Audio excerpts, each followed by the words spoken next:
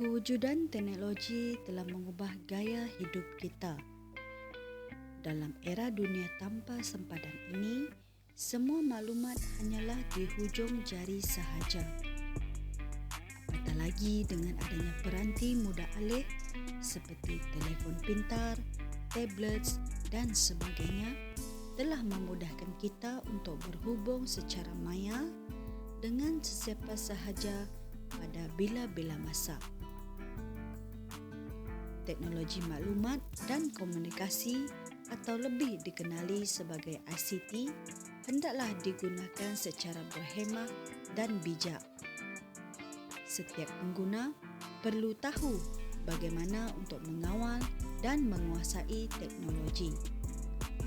Oleh itu, kali ini kita akan kongsikan dokumentari mengenai The World We Want.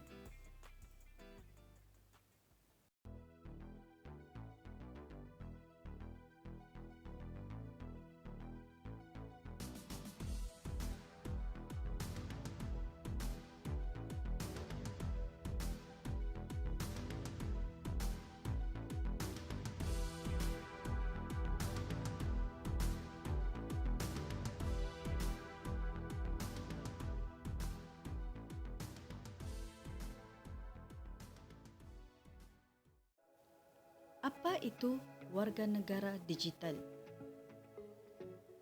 Warga negara digital atau lebih dikenali sebagai digital citizenship boleh diartikan sebagai peraturan-peraturan yang sesuai dan sikap kebertanggungjawaban ke arah menggunakan teknologi dengan betul. Ia merupakan satu konsep mengenai apa yang pengguna teknologi perlu tahu untuk menggunakan teknologi dengan betul dan beretika. Digital citizenship juga adalah kebolehan mengelola dan mengawasi tingkah laku dalam menggunakan teknologi dengan mengambil kira nilai-nilai keselamatan, etika, norma dan budaya. Warga negara digital mempunyai 9 elemen utama untuk menerangkan penggunaan teknologi dalam era digital. Elemen-elemen ini dikategorikan sebagai akses digital, perniagaan digital, komunikasi digital, literasi digital, etiket digital, undang-undang digital, hak dan tanggungjawab digital, kesihatan digital dan keselamatan digital. Di kehidupan nyata, kita memiliki hak sebagai seorang warga negara yang dikenali sebagai hak asasi manusia. Seperti hak asasi manusia, hak warga negara digital juga melekat pada setiap warga negara yang berhubung atau menggunakan internet yang lebih dikenali sebagai warganet. Jika warganet tidak mempunyai haknya di dalam jaringan, semestinya ia akan mempengaruhi kehidupan di dunia nyata. Oleh hal yang demikian, hak warga digital amat penting supaya warganet dapat meneruskan kehidupan di dunia maya dan di dunia nyata secara aman dan harmoni.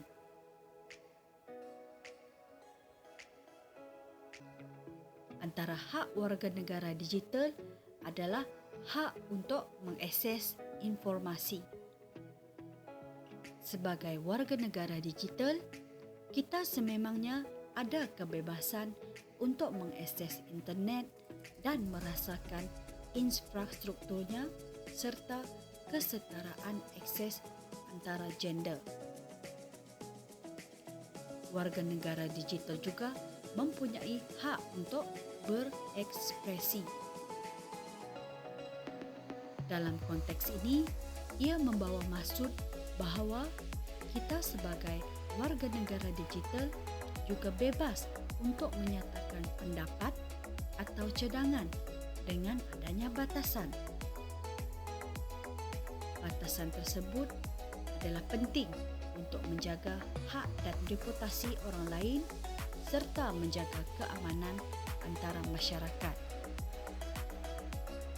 Dalam hak berekspresi ini juga, yang amat dititik beratkan adalah jenis informasi yang dilarang seperti pornografi, penyebaran kebencian, hasutan, dan diskriminasi antara satu sama lain.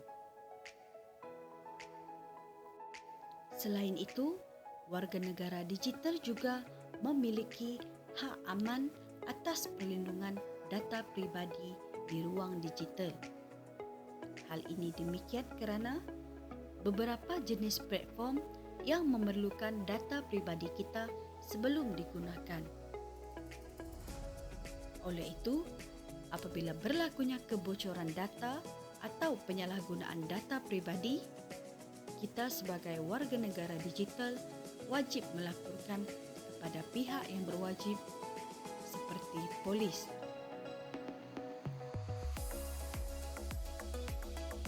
Memang tidak dinafikan, penggunaan ICT memberikan kesan yang positif dan negatif terhadap kehidupan kita. Oleh itu, setiap warganet seharusnya menjalankan tanggungjawab sebagai seorang warga negara digital.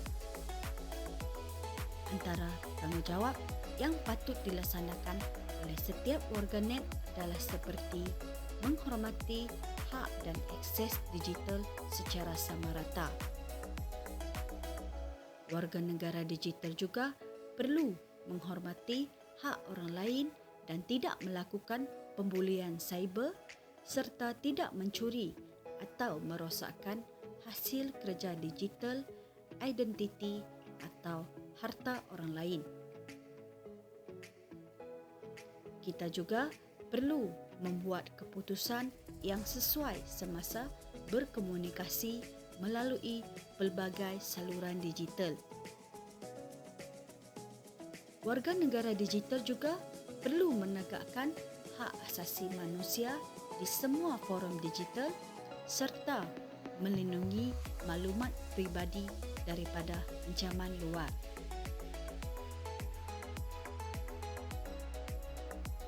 Tanggungjawab tersebut adalah salah satu cara untuk mendidik masyarakat dan menjelaskan tentang kewarganegaraan digital melalui 9 elemen yang telah dinyatakan tadi.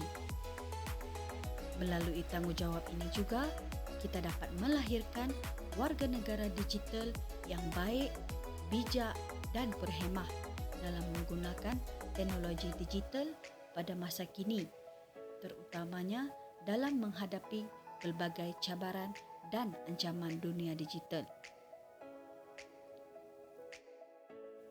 Antara cabaran dan ancaman dunia digital yang seringkali terjadi adalah seperti penyalahgunaan media sosial untuk kepentingan pribadi. Gejala utama yang seringkali dikaitkan ialah penyebaran fitnah dan gosip oleh satu pihak bagi tujuan untuk memburukkan, memalukan atau menjatuhkan pihak lain. Cabaran yang seterusnya pula adalah berlakunya gejala buli cyber. Buli cyber adalah berkaitan dengan tingkah laku untuk memalukan atau merendahkan seseorang melalui media digital. Semestinya, gejala buli cyber ini akan memberikan kesan yang negatif sama ada terhadap pelaku ataupun mangsa buli cyber. Antara kesan negatif gejala buli cyber adalah di mana maruah pelaku akan tercemar kerana pelaku akan dikenakan tindakan undang-undang oleh pihak yang berkuasa. Hal ini demikian kerana pelaku yang sanggup memalukan atau merendahkan seseorang melalui media digital. Malah, mangsa buli cyber yang telah diburukkan, dimalukan atau dihina melalui media digital akan mengalami trauma yang berpanjangan. Ketagihan internet juga salah satu ancaman dunia digital pada masa kini.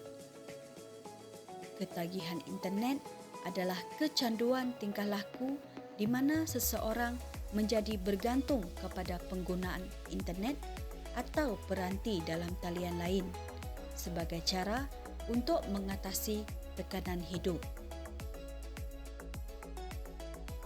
Oleh itu, hak dan tanggungjawab warga negara digital ini dapat dijadikan sebagai penyelamat kepada kita supaya dapat menghadapi pelbagai cabaran dan ancaman dunia digital.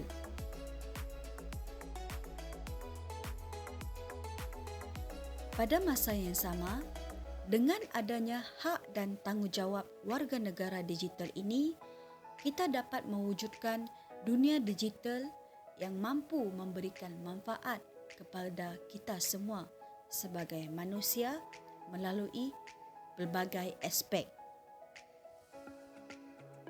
Antaranya ialah dunia digital yang mampu memberikan peluang pekerjaan yang kukuh dalam sektor-sektor yang sedang rancak membangun. Antara sektor-sektor yang sedang rancak membangun adalah seperti kecerdasan buatan, robotik dan juga dalam kedudukan bukan berteknologi seperti perkhidmatan pelanggan, penjualan, pemasaran, latihan dan pembangunan kemahiran.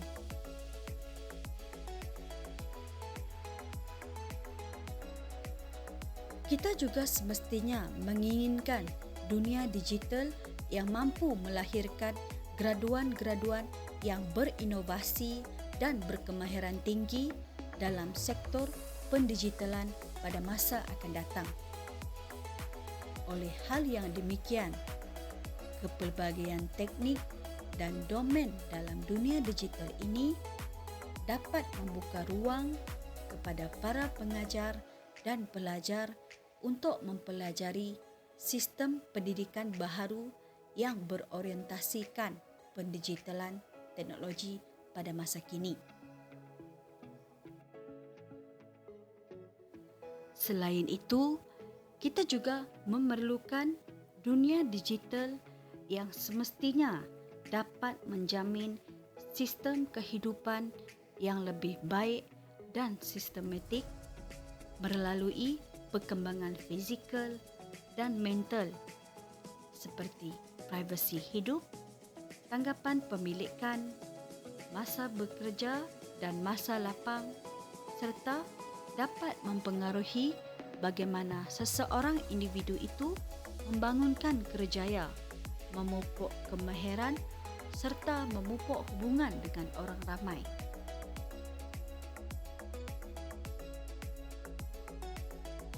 Sebagai kesimpulannya, memang tidak dinafikan bahawa dunia kita sekarang memang sudah memasuki era digital 4.0 di mana kita sudah kreatif dan produktif menggunakan teknologi pada masa kini tanpa mengira usia. Oleh itu, marilah kita lebih memanfaatkan kebaikan teknologi ini. Pada masa yang sama, kita patut mengambil kira nilai-nilai keselamatan, etika, norma, budaya dengan mempertahankan hak-hak serta menjalankan tanggungjawab kita sebagai warga negara digital yang bijak dan berhemah.